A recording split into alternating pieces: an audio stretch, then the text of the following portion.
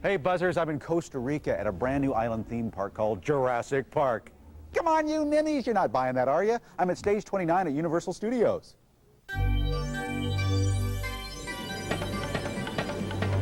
Buzzing with the creator of the Crow comic and its challenging transition to the big screen. Two legendary Rays are on this week's Sci-Fi Buzz. Author Ray Bradbury and special effects wizard Ray Harryhausen. Harlan Ellison's commentary. And get ready for the Ride Film Theater, coming to your neighborhood sooner than you think.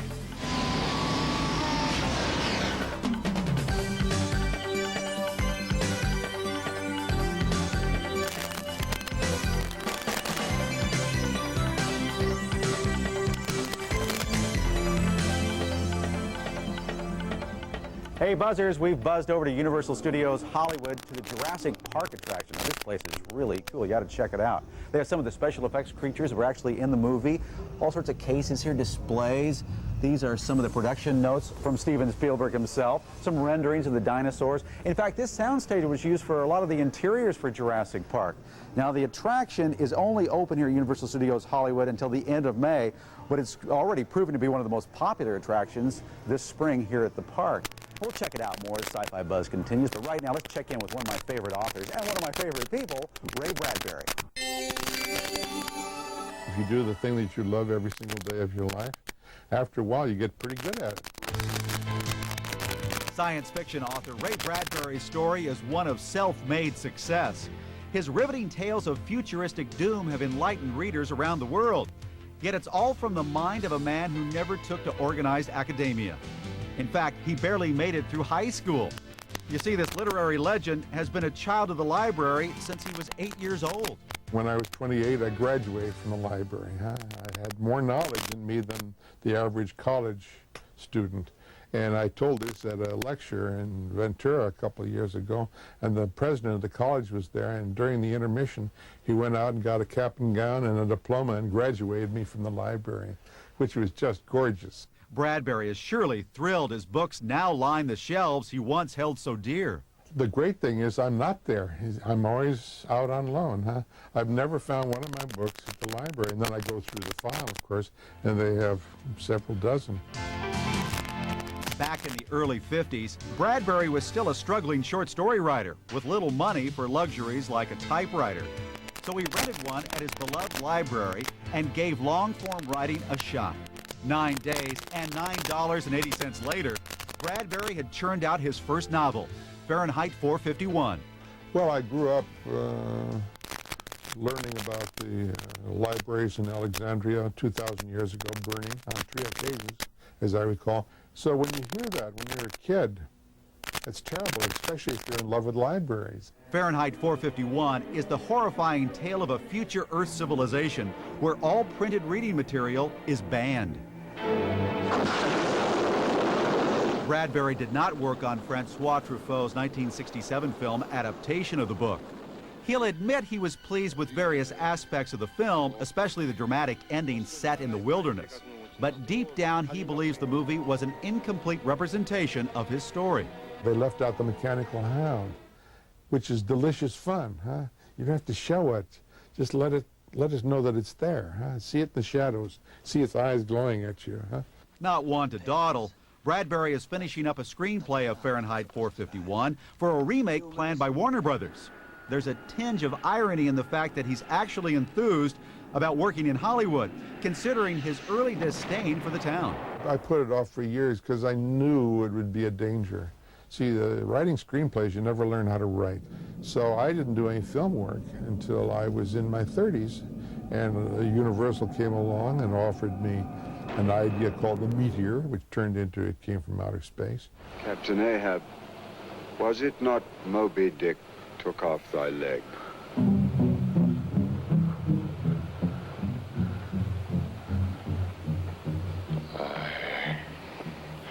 Was Moby Dick.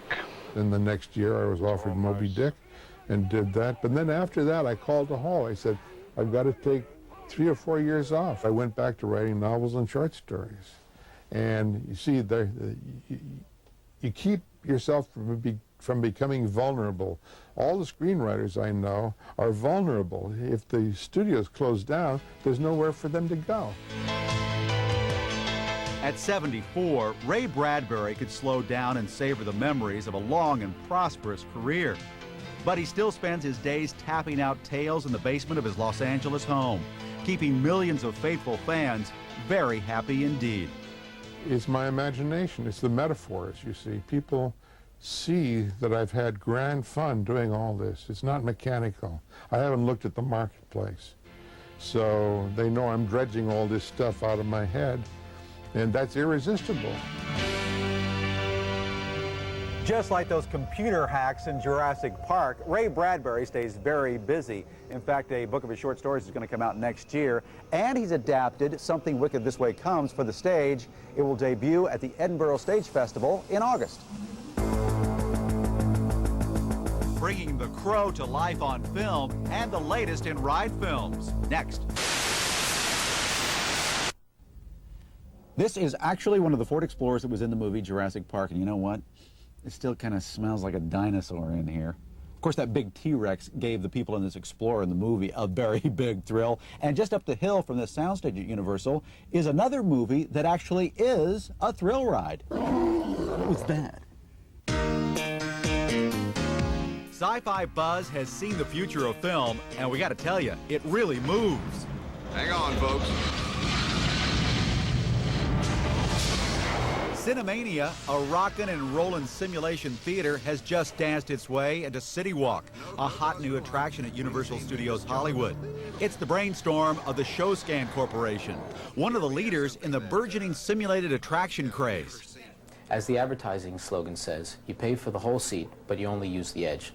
So we're really hoping to provide a thrill and an attraction not like anything anyone's ever been on before. Cinemania's strategic location, a stone's throw away from a busy multiplex theater, is no coincidence.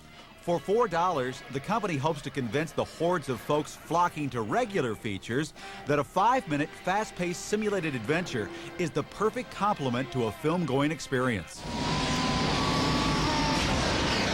Top special effects houses like Industrial Light and Magic have been recruited to produce films that utilize every high-tech trick in the book. The different films are rotated throughout the day, and willing participants can endure anything from a harried chase through space to a dramatic run through a rickety old mine. Upcoming films carry enticing titles like Alien Encounter and Cosmic Pinball. If you have a good story that's got thrills and spills and something that people care about, then they're going to want to try it again. And when you use the motion as part of the storytelling technique, to enhance it by a major thrill and then a calming moment, and then a major thrill and then a calming. We use the motion to kind of enhance the storytelling process. The entire simulated attraction industry is still in its infancy, and people haven't exactly been clamoring to check it out. But as more and more folks buckle up, the notion of firmly grounded entertainment is gaining momentum. Well, at first, before I went on, I didn't think it would be realistic. How can you have a screen in front of you and you really feel like you're there, but the screen was really big, and the way you moved around, you really felt like you were in it. With their first owned and operated simulation theater open for business, ShowScan is ambitiously planning to bring Cinemania to the rest of the world. So if you wish hard enough, one just might appear in your town faster than you can say, roller coaster.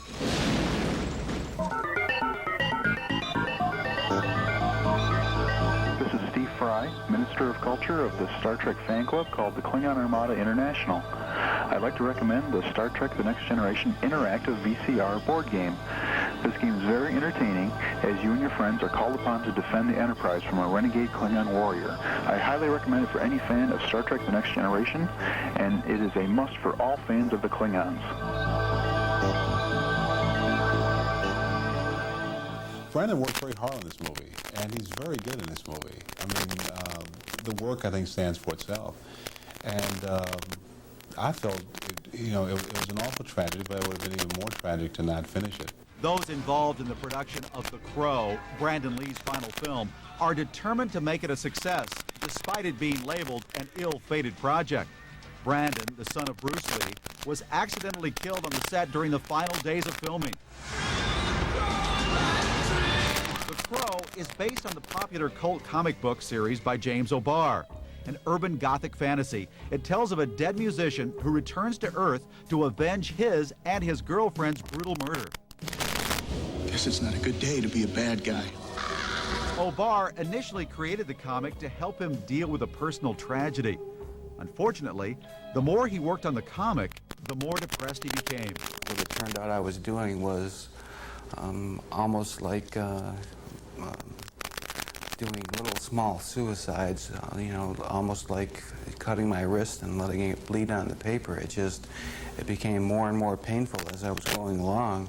Ironically, it was a friendship with Brandon Lee, sparked during O'Barr's frequent set visits during filming, that provided some of the solace he'd been searching for. Each one of these is a life you helped destroy.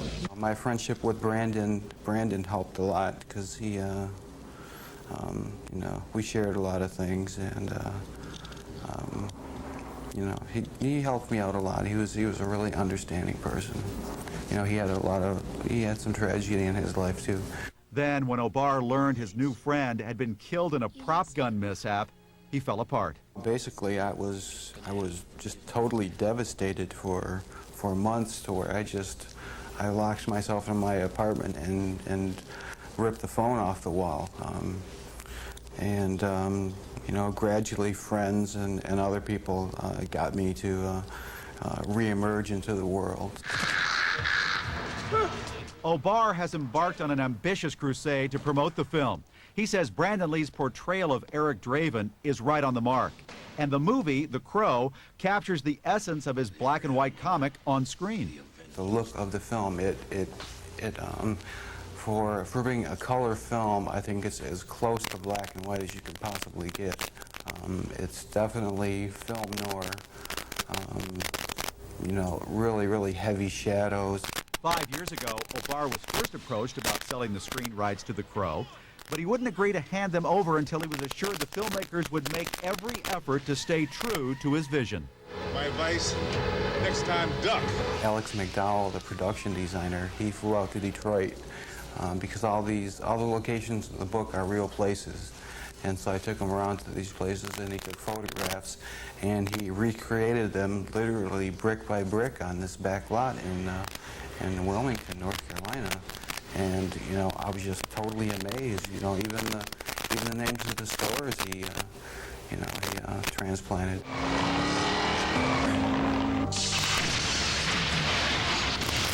James O'Barr is currently trying to get a portion of The Crow's box office and merchandising profits to go into a fund set up in Brandon Lee's name.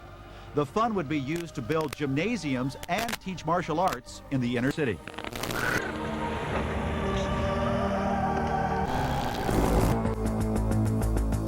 Just down the time stream, special effects legend Ray Harryhausen and our own sci-fi buzz legend, Harlan Ellison.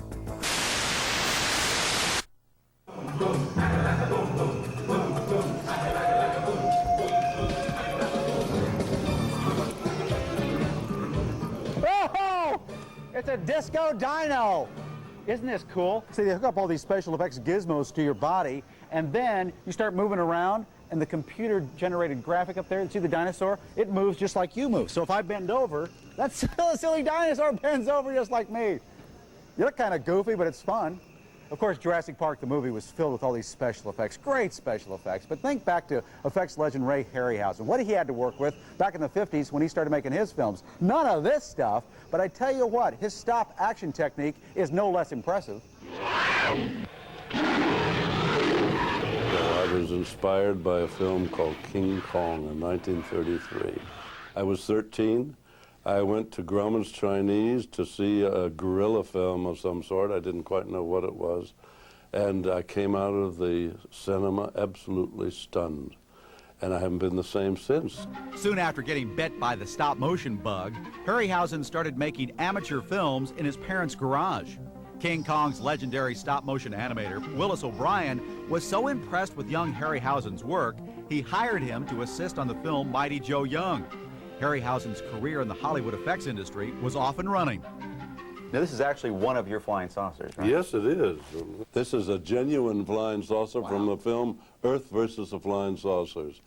And as you can see, each section moves on it. This will move in one direction. The bottom part will move in another opposite direction. Now, what did you have to do with this? What was your job? Each frame of film, you move this, just one frame, take a picture. You move it, take a picture. Move it, take a picture. The saucer moves and take a picture. When you get thousands of these, you get what you see on the screen, flying saucer zooming through the sky. For about 15 seconds. Yeah, quite. So what kept you from going stark raving mad? Well, I don't know. I think the influence that, how can you make an inanimate object look like it's guided by intelligence? So I think that kept me slightly sane. Of all your films, which was the most complex to put together? Let us take, for example, Jason and the Argonauts. We had 7 skeletons fighting 3 men. Well, that took 4.5 months, and it's a 5-minute sequence. I don't think it lasts 5 minutes. But to put the skeletons in and time them with the people, the 3 men that were swinging their swords, that took overall about 4.5 months. Patience. Patience is very necessary. By the way, I loved your Godzilla movies. Oh, good! Just kidding. But you do get annoyed when people confuse you with the Godzilla films, Drew. I've had some reporters come up to me. I hate to mention this, but it was the biggest insult I received. They said, "Oh, you make pictures like Godzilla, you know." And Godzilla had nothing to do with animation. It was a man in a suit on a miniature set, photographed at high speed. So it had no relationship with the type of process that Willis O'Brien and I grew up with. Now, I understand you've seen Jurassic Park. What do you think of computer-generated animation like that? Well, I think I saw Jurassic Park, and I think it was wonderfully done. The computer image astounded me. I couldn't believe that you could do that electronically, generate a 3-dimensional image. So it is something of the future, I think, that's going to be quite well used in fantasy films. But these people are cheating. I think it's cheating. I think it takes the joy out of it. There's a certain joy that's hard to explain to the layman of taking an inanimate object like a King Kong or a dinosaur and make it appear to be alive.